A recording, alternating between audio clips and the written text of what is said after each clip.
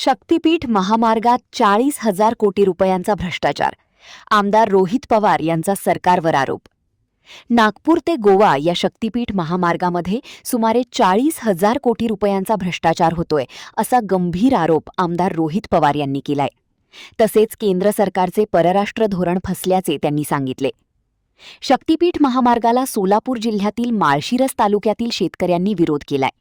शक्तीपीठ महामार्ग विरोधी संघर्ष समितीच्या वतीने माळशिरस तालुक्यातील निमगाव येथे शेतकरी मेळाव्याचे आयोजन केले होते. शेतकरी मेळाव्यानंतर आमदार पवार यांनी शक्तीपीठ महामार्ग लोकांसाठी नाही तर खासगी उद्योजकांच्या व्यापाराला फायदा व्हावा यासाठी तो तयार केला जात आहे. महाराष्ट्रात मोठ्या प्रमाणावर भ्रष्टाचार सुरू आहे. हा भ्रष्टाचार थांबवला तर तुम्हाला लोकांना तेल खाऊ नका, पेट्रोल डिझेल कमी वापरा, सोनं खरेदी करू नका, खते कमी वापरा हे सांगावं लागणार नाही. लोक जेव्हा अडचणीत असतात तेव्हा त्यांना बाहेर काढण्यासाठी नेत्यांची ती जबाबदारी असते.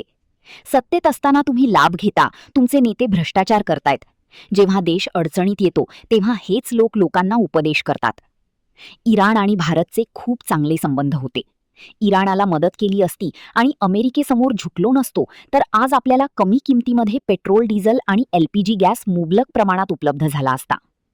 अमेरिका इस्रायली लोकांना खुश करण्याच्या नादात परराष्ट्र धोरण फेल केले. पंतप्रधान आज जे सांगतायत त्यावरून असे दिसते की पुढच्या काळात पेट्रोल आणि डिझेलचे भाव वाढतील अशी भीती देखील आमदार पवार यांनी व्यक्त केली. आज अनिकेत तटकरेंनी दुसऱ्यांदा प्रोटोकॉल बाजूला ठेवून गाडीचं स्वागत केलं. मित्रांच्या गाडीचं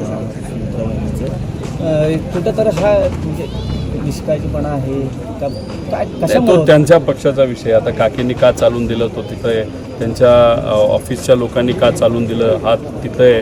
आता दादांच्या बाबतीत विमानाली जात असताना त्यांना Z+ सिक्युरिटी असताना सुद्धा प्रोटोकॉल हा डावलला गेला आणि आज काय झालं बघितलं आपण दादांच्या बाबतीत. आता सुनित्रा काकींनी सुद्धा त्यांची स्वतःची काही प्रमाणात काळजी घेणं तितकंच महत्त्वाचं. तर प्रोटोकॉल सांभाळत असताना एकदा चूक झाली आणि ती महागात पडली अख्ख्या महाराष्ट्राला, तर इथं होऊ नये याच्यासाठी प्रोटोकॉल डिपार्टमेंटने सुद्धा या बाबतीत लक्ष द्यावं. दादाच्या अपघाताबद्दल तुम्ही सातत्याने मुद्दा मांडताय. राज्य सरकारमधल्या मंत्र्यांच्या ताफ्यातली वाहनं सुद्धा कमी करावी अशी मागणी आता सामान्यतून कुठे होती. बरोबर, तुम्ही जे म्हणताय, लोक जे म्हणताय ते खरं आहे. आमचं सुद्धा हेच मत आहे. एका बाजूला म्हणताय तेल खाऊ नका, दुसऱ्या बाजूला म्हणताय डिझेल कमी वापरा, पेट्रोल कमी वापरा.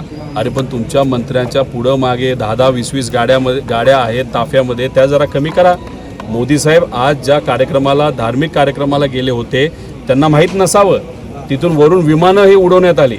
अरे पण विमानं उडवत असताना त्यातसुद्धा पेट्रोल लागतंच ना. मग तो जो खर्च कमी केला असता, कारण का आपल्या धर्मामध्ये, आपल्या वारकरी संप्रदायामध्ये माणुसकी जपा हे आपल्याला सांगितलं आहे.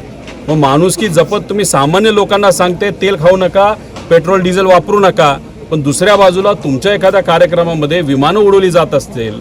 त्याच्याचबरोबर अहिल्यानगरमध्ये सत्तेत असणारा एक आमदार उगाच द्वेष पेरणारा कुठेतरी तिथं आंदोलन मोठं करतो, सायकल रॅली काढतो. मग कुठेतरी पंतप्रधानांचं ऐकलंच नाही असं म्हणावं लागेल. मग एकटंच जायचं ना मोटरसायकलवर आंदोलन करायला, कशाला 100 मोटरसायकल घेऊन ती पेट्रोल वाया घालवलं. त्यामुळे नुसतं दाखवण्यासाठी तुम्ही जर बोलत असाल हे योग्य नाही. खरंच करायचं असेल तर तुम्ही परराष्ट्र धोरण नीट करा. पेट्रोल डिझेल स्वस्तात भारतात आणा, गॅस स्वस्तात आणा आणि आमच्या लोकांना खतापासून सगळ्याच गोष्टी स्वस्तात द्या.